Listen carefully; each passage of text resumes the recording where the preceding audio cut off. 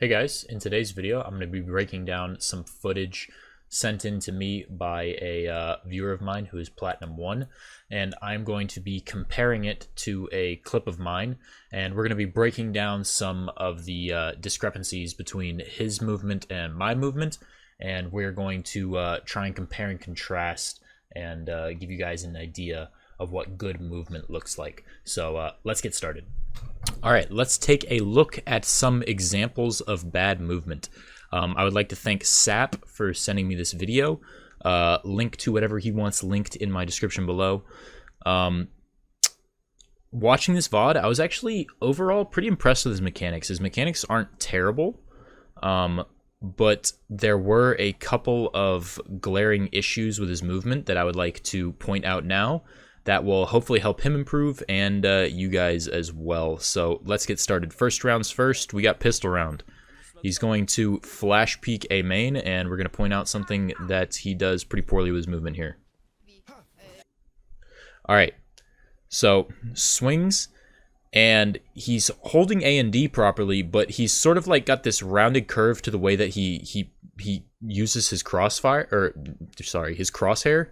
That gives his peak this swoop to it, and he ends up overswinging very hard with it. So let's watch. Overswings, exposes himself to 3 people, and ends up exchanging chip damage that was very not worth it. So just a bad use of his movement there. Let's watch it back real quick.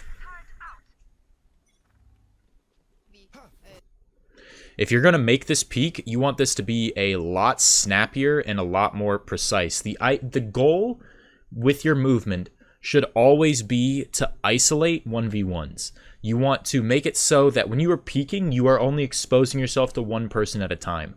But as you can see, as he peeks here, he swings wide enough that he exposes himself to the entire width of A main.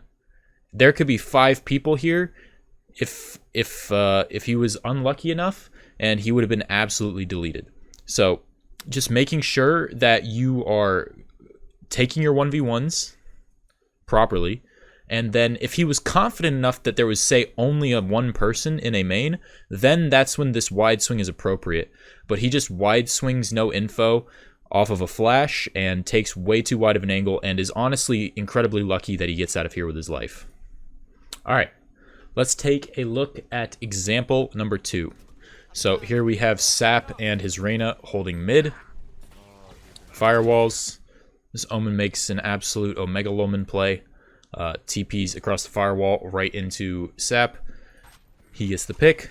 And now let's watch his movement as him and his Reyna fight mid here. So Reyna flashes mid. And Sap, as you noticed, swings wide and swings this whole angle right here. There could be a player here, here, here, here. And he swings it wide. And this is for a different video, but his crosshair is very low. He has bad crosshair placement while he peeks these angles. And he has to majorly overcorrect in order to shoot this player. But he just swings way too wide, probably because of the confidence with the flash. But still would like to see him tighten this up a little bit, be a bit more precise. So he swings it wide, dinks, and then he goes for the repeak, and again, swings the entire length of mid, exposes himself to every angle. Thankfully, he has his Killjoy here, who kills the Jet for him, and he is also incredibly lucky that this Killjoy here whiffs on him. But again, overswings the angle, exposes himself to too much, and is not prepared to isolate his 1v1s. If he wanted to peek this effectively, he should have isolated this angle first, and then he can swing out for this angle because of the smoke. So what I would have done is you take a quick left to right side step, you clear over here, and then when this common angle's clear, then you can do your wide swing and fight this angle. But he just swings wide in the first place, probably because he had confidence that there was only a Sova there. But you never know. A lot can change in a couple of seconds, as you can see. There's 2 new targets right in front of him. So let's watch it back. flash. I'm gonna flash. Ready? Do it. They might go in. Dinked mid. One left side, double dink. Just very, very sloppy. Very, very sloppy. If he cleans this up, he'll see a major improvement. All right. Let's take a look at this final clip. This is a very, very common problem that I see with a lot of players in around Plat, Gold, Plat, maybe even some Diamonds. Honestly, it still happens in even Immortal probably, is walk peeking, very, very common angles. So we all know that this angle that he's about to peek right here, Oppers love to post on it, for one. And it's a very, very common angle that people play to take a gunfight at the start of the round, right? And our friend Sap here, well, he walk peeks it. And he gives this Omen an incredibly easy headshot. Thankfully, his Killjoy was there to trade. But if these guys were playing like a decent setup or something where they had, like, say, a guy taking contact at this angle and then a second guy taking second contact at the wide angle, these guys are going to get absolutely mowed here. So you'll notice just from like these couple of clips that I've showed you, Sap's not like staying alive or like his team's not capitalizing on these situations because they're playing them properly. They're capitalizing on these situations just because the enemy team's worse. Like this Omen is walk pushing B main, right? And this Omen's walk pushing B main, that's a bad play. Sap walk peeking to peek a common angle, this is also a bad play. So two bad plays get canceled out, and it's not like neither of these players are doing like the correct plays or like learning from each other. They're just both misplaying and stumbling into kills. So the Killjoy gets a free trade here. Just because this Omen doesn't have anybody that he is setting up. He doesn't have a second player taking contact with him or anything like that. So now that we have looked at a couple of examples of bad movement, let's take a look at an example of good movement.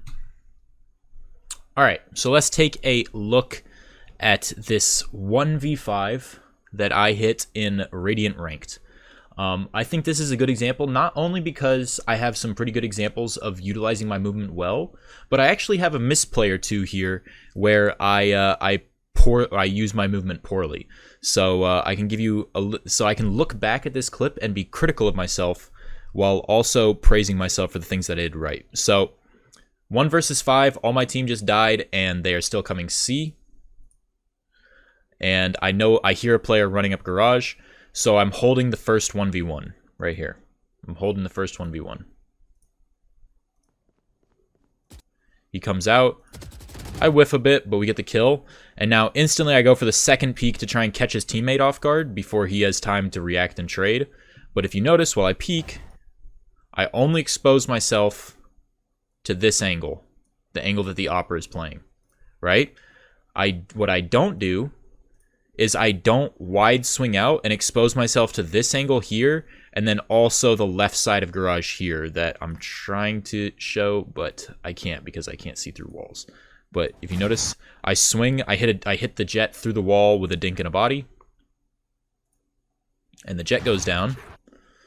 And then we come back over here, and this right here, this is an example of good movement. This is just me winning a 1v2 pretty much. I heard a player in the smoke on the left, get a lucky headshot on him, and then transfer over to the second guy. So this isn't a great example of movement. This is just me showing off. And then we come back over, and now I'm in the final 1v1. I know it's a 1v1, and I know that I can overpeak if I need to now. I can wide swing if I need to because every engagement that I get into is a 1v1. Throw the flash, TP across. But even so, I still only watch this peek. When I peek, I still only peek enough that I can reasonably fight, like accurately. So I don't wide swing and swing all of the garage because I don't have info on this player's position. I'm trying to clear the angles one by one. You see what I'm saying? If I knew for sure that this player was just out in the open walking up garage, I would have Ferrari peek wide swung him immediately if I knew that. But because I don't know where he is, I only isolate the first 1v1, which is this common angle over here. I get a little chip damage on him, and then he falls back. Okay? So another really good example of me just isolating angles and not biting off more than I can chew. And let's skip ahead here. And this is a good example of me with bad crosshair placement. It's not so much bad movement, but I knew he was garage, and I lost focus here, and my crosshair is sort of floating over here in B, which my crosshair should be right here, hugging this wall. Maybe even have it a little bit higher in case he peeks close, because I know that this player is last seen garage. But this is all for a different video. And he peeks, and I win the 1v1. And because I reposition myself into a place that he wouldn't expect me, he's probably pre-aiming, like, he's probably got his crosshair probably like over here in the wall, because he's thinking I'm probably still playing in sight, or I'm towards long or something. And he has to flick to me now as well, and I just win the aim duel. So that was a good example of good movement. Hope you guys enjoyed it.